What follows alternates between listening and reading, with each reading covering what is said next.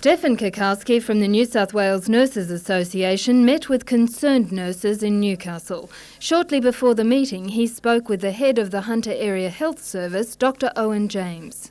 Just had a brief discussion with Owen James, the Area Executive Officer. He's indicated that he's having a meeting with the Minister tomorrow to discuss the problem, and we've been further advised that within a couple of days an announcement will be made by the Minister. Meanwhile, the Leader of the Opposition, Bob Carr, was on the Central Coast today on the campaign trail. I think there ought to be some kind of an inquiry into what's gone wrong. But again, you can't ask ordinary people to bear the burden of the mistakes of bureaucrats and government ministers. The Hunter Area Health Service has revealed it was $4 million over budget last financial year, and each week it spends an extra $500,000 more than it has been allocated.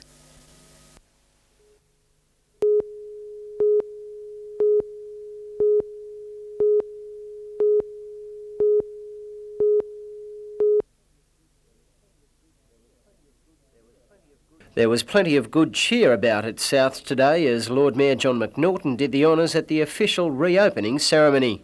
With great pleasure that I formally declare the renovations, extensions, refurbishment of South Newcastle Leagues Club formally open.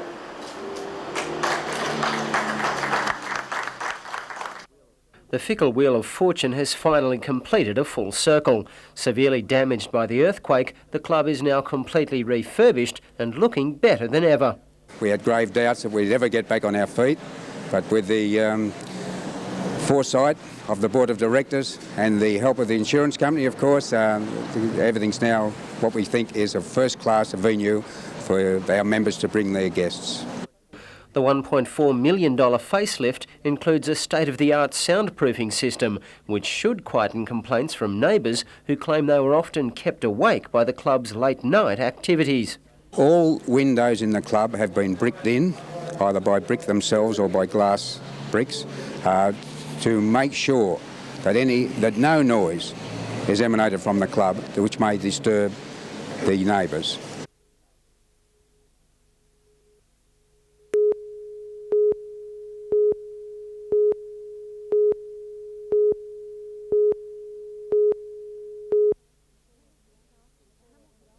The Hamilton South Before and After School Care Centre has seen a lot of changes and its fair share of controversy this year.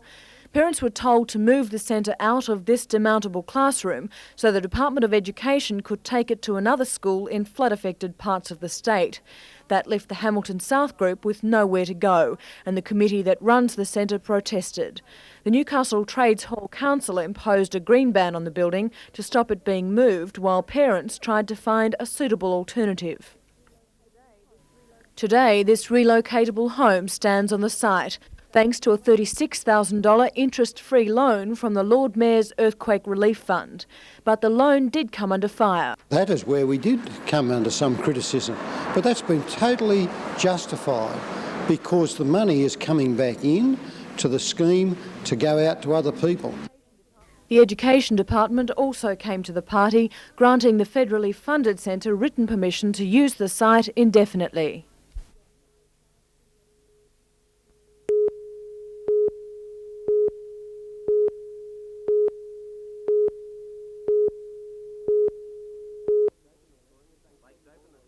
Lakes opened the scoring as they spread the ball to the left with a couple of cutouts. Walsh on to Quinton, who threw the dummy, and the centre was in. Lakes stretched their lead with clever play from their lock Matt Harris, who from the play of the ball just picked it up and dived over under the posts. That stung the Rosellas into action, and from there on they dominated. It was Greg Price who gave a brilliant ball to Neil Baker. He flipped it onto Mitchell, quickly onto Peter Atkins, and they charged up over the halfway. Back to Baker on the left, Jenner was backing up, and he found Edward Smith on the inside, and he danced his way to a spectacular try, and at the break it was Lakes by 12 points to 6. West bombed plenty of tries in the second half as they tried to get back on equal terms. Mark Mulligan put Lakes further ahead with a penalty, and Craig Hibbard snapped a field goal to make it 15-6, with around 10 minutes to go. Then West stepped up a notch. Tony Price scored a great try, straight through the paper-thin Lakes defence, and it was 3 the difference. Then with time running out, Tony Price slipped a beautiful pass to Baker. His long lob ball found Patrick Nandy. He stepped out of a tackle, onto Peter Jenner, and West had snatched a win from the jaws of defeat, 16-15.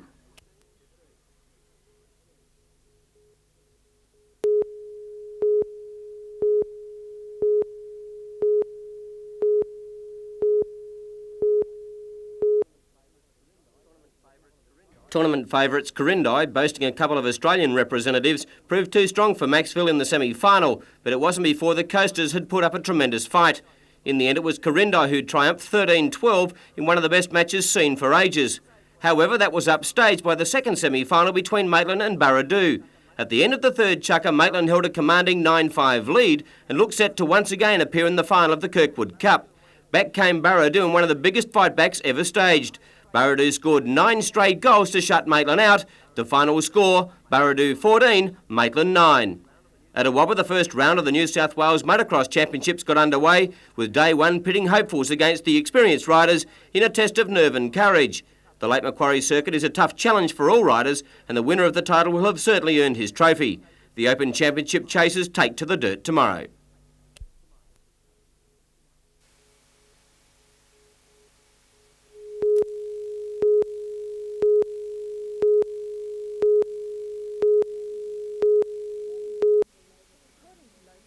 According to local Labor parliamentarians, the state government's proposed health funding boost of $10 million would be insufficient. The Hunter will still have a budget shortfall of $25 million by the end of the next financial year, unless more money is allocated or services are reduced.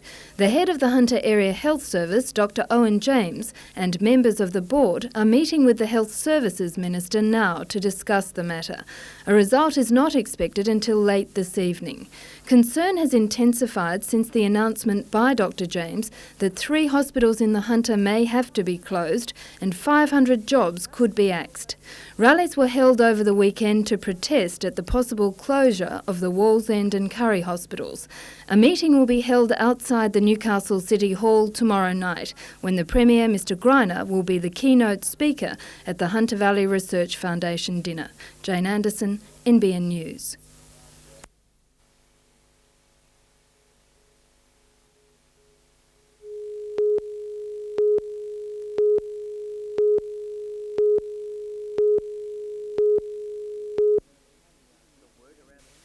The word around the cattle yards is that the only ones who are living on the fat of the land these days are bureaucrats, raking in millions from a $6.25 transaction levy that applies to every beast sold, from calves of just over 80 kilos to bulls weighing hundreds of kilos.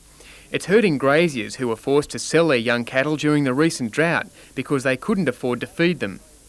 They were still paying the $6.25 per head on a beast that may have only been making $60 to $70, and they were cattle sort of 6 and 8 months of age, whereas the fat cattle producer was still only paying $6.25 on a beast that was probably making anything up to $700 and $800. I can tell you that the amount of money that's been collected since it was invoked has been astronomical. Most of the farmers just regard it as it's a cross to bear, and we're sick and tired of bearing crosses just latterly. It's becoming a bit hard to do. The levy applies to each transaction. Many cattle are sold and resold at market a number of times in the space of a day or a week. It's the repeating of the levy that upsets me most. I turn around and pay another $6.25 to sell her again tomorrow, and if she's sold again in a week or two's time, there's another $6.25. And where's the money going? Into the Meat Authority. The Australian Meat and Livestock Corporation, a semi-government body, receives more than half the proceeds of the levy, which is spent on promotion, both within Australia and overseas. The rest of the money is mostly spent on industry research by other agencies. The AMLC claims the graziers have always been part of the process which led to the development of the levy, which was eventually set by the Department of Primary Industry. Nevertheless, the growers are unhappy. I wouldn't mind paying a levy, indeed, if I thought that they were doing a good job, but for the most part they make cups of coffee for each other, and there are thousands of them doing this. They make cups of coffee for each other and carry bits of paper about. It's a bureaucratic jungle, and our money's disappearing into it. Representatives of the industry are planning a meeting to adjust the levy on a percentage of cattle values rather than a flat rate. Andrew Lobb reporting for NBN News.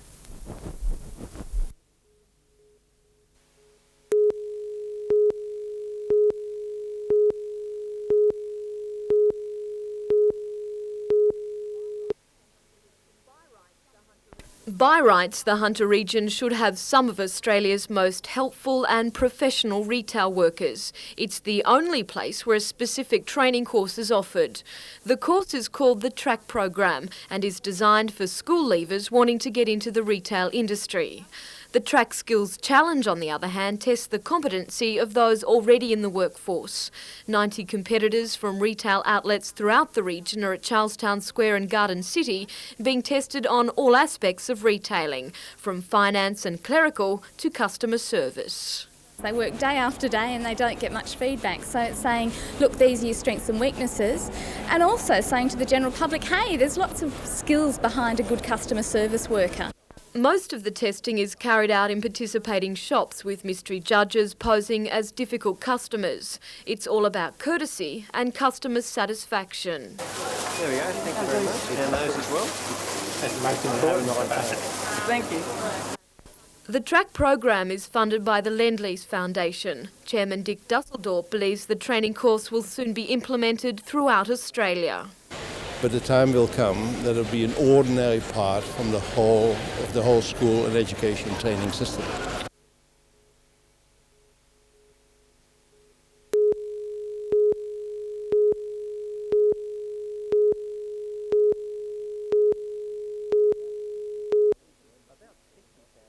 About 60 families are on the books of the Gosford Woy Woy Rental Housing Association, and every one has a hard luck story.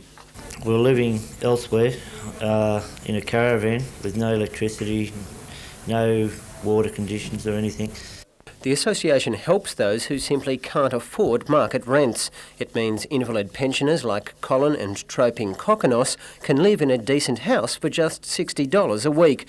The association makes up the difference to the owners. Since we were given the opportunity to live in this place, we were so happy. We cannot express our feelings. As the government continues to tighten its belt, it's schemes like this that are feeling the squeeze. A Department of Housing grant of more than $57,000 was expected in April. It didn't arrive. Instead, in June came a payment of just over $14,000, and nothing further has been received since. To make up the shortfall, directors say they were told to dip into capital funds, the rent money paid by tenants of the 10 houses the association actually owns. We have been forced into using our capital monies, which we don't have permission to use, written permission. We have been given verbal authority only, which is against government guidelines and against company law. The money can only be legally used for maintenance on those 10 houses. Directors say they have never received written authorisation, but they do have a file containing scores of letters requesting some sort of clarification. Not one single response to one communication, not a one. It hasn't been on the sly in the fact that we have been given verbal consent to use that money. In fact, we were told to use it. The Department of Housing has made no comment on the issue, and while the association waits for the rest of last year's funding, those on the breadline live in fear. It'd be a situation of having to find suitable accommodation for myself, probably sharing, and putting my daughter into foster care until I could get somewhere else. And because I've got 4 children, the rents are $180, $200. Bruce Mackenzie, NBN News.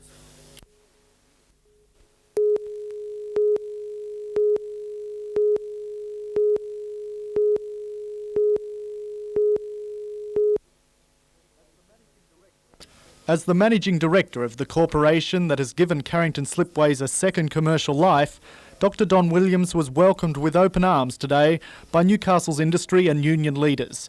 In 2 meetings, Dr Williams outlined the Australian Submarine Corporation's broad plans for the shipyard. Dr Williams described the meetings as supportive, but he wouldn't be specific as to when the yard would be operating or how many would be employed, saying it depended on the winning of contracts. I would hope there'll be visible work going on there within perhaps 8 to 12 weeks, but it'll be a slow process. They're not going to be large numbers of people overnight. The federal member for Shortland, Peter Morris, who had acted as one of the go-betweens to attract the corporation to Newcastle, believes the yard will be well placed to win future defence contracts. And what we can do in this region is to show the rest of Australia and some parts of the world that we can meet and beat them. We've got the industrial relations climate to do that. We've got the progress in workplace reform to do that. We've got the training facilities, but most importantly, we've got the people. The corporation is keen to have a one-union agreement at the yard, and while the unions have said yes to the idea, there appears to be a struggle looming as to which group will predominate, the metal workers or the Federation of Industrial Manufacturing Engineering Employees. We've tackled unions in the past in relation to one-union agreements and are prepared to tackle unions in relation to this shipbuilding facility. We've worked hard to look after it in the past and will do so into the future.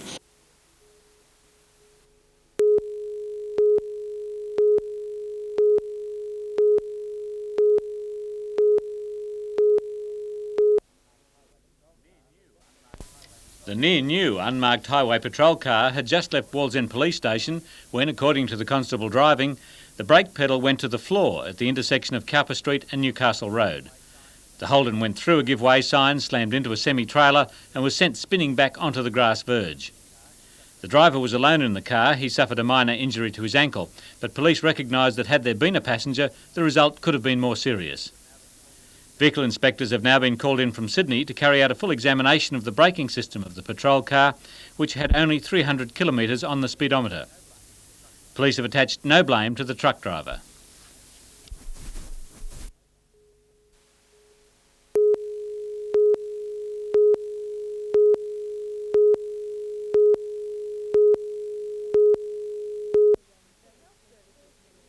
The Health Services Minister Ron Phillips was first alerted to the hunters' budgetary problems last month after a financial management team reviewed the operation. Members of the board met with the minister in Sydney last night. The management control systems up in the Hunter during a situation of change have been strained, but unfortunately the management controls have not been up to keeping control of the health costs in the Hunter. The Hunter Area Health Service has an annual budget of $348 million. It exceeded this by about $5 million during the last financial year, and it's hemorrhaging at a rate of $500,000 a week this year.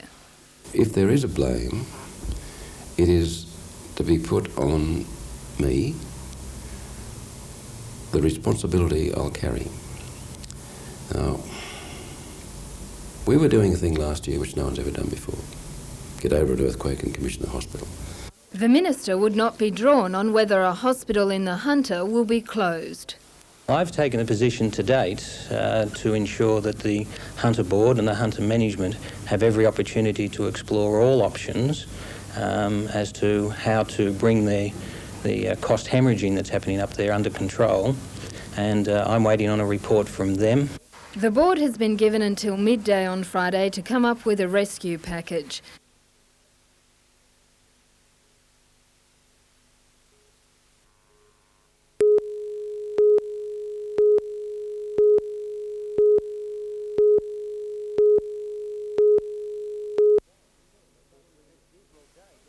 It was a dismal day to don the running gear, but with hundreds of the Hunter's finest juniors packing into National Park, at least there was some sort of shelter. All were hoping to qualify for the state titles to be held in Sydney later this year, but the howling headwinds played havoc with the track times. No such problems in the field events though, where the gusty conditions only enhanced the performances. The sprinters began like a bullet from a gun, only to be buffeted back to earth. National bronze medalist Karen Dixon had her sights set on a new regional record, but had to be content with simply outspeeding her rivals to the line. And spare a thought for competitors in the steeplechase. As the laps continued to mount, the conditions took their toll, and quite a few finished with a distinct lack of spring in their step.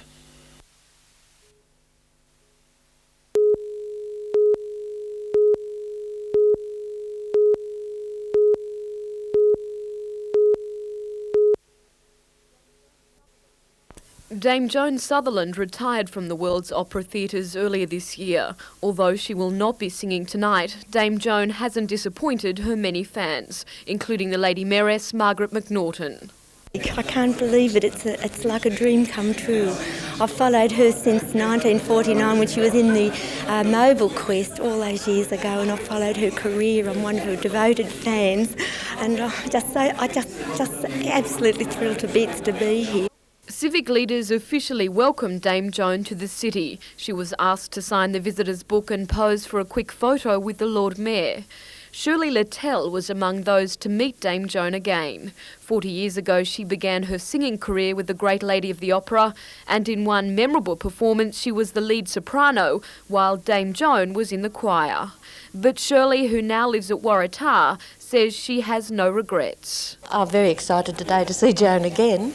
But I admire everything she's done, but I have a wonderful husband, 2 beautiful children and 5 beautiful grandchildren. Who needs more than that?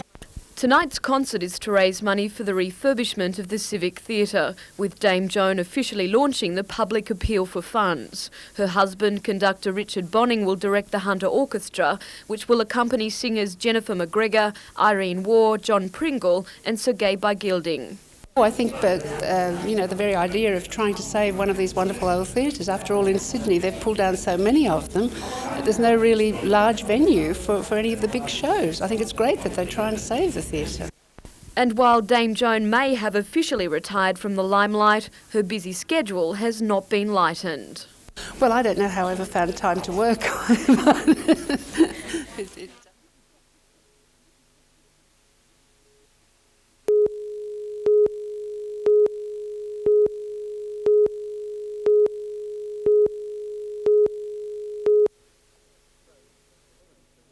Strange as it seems, the Wallsend Shopping Plaza holds some fond memories for Bobby Frame and Reg Date.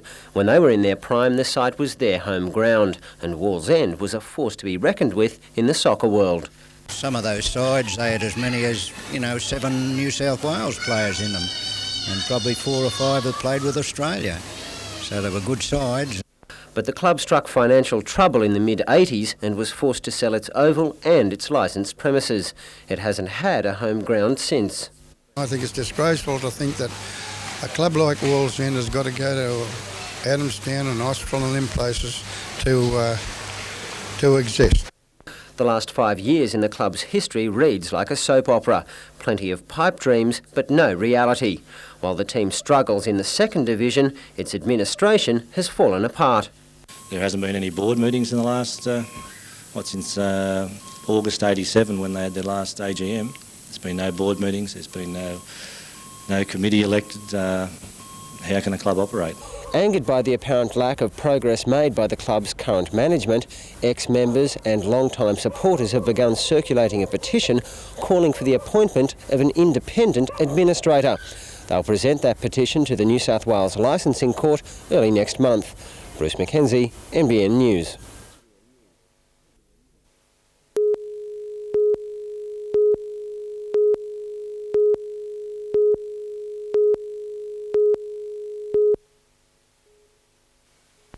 This site, just off the Nelson Bay Road, is set to become a battleground as residents dig in to oppose developers who want to build a $3 million indoor bowling centre and resort with more than 60 chalet-style units.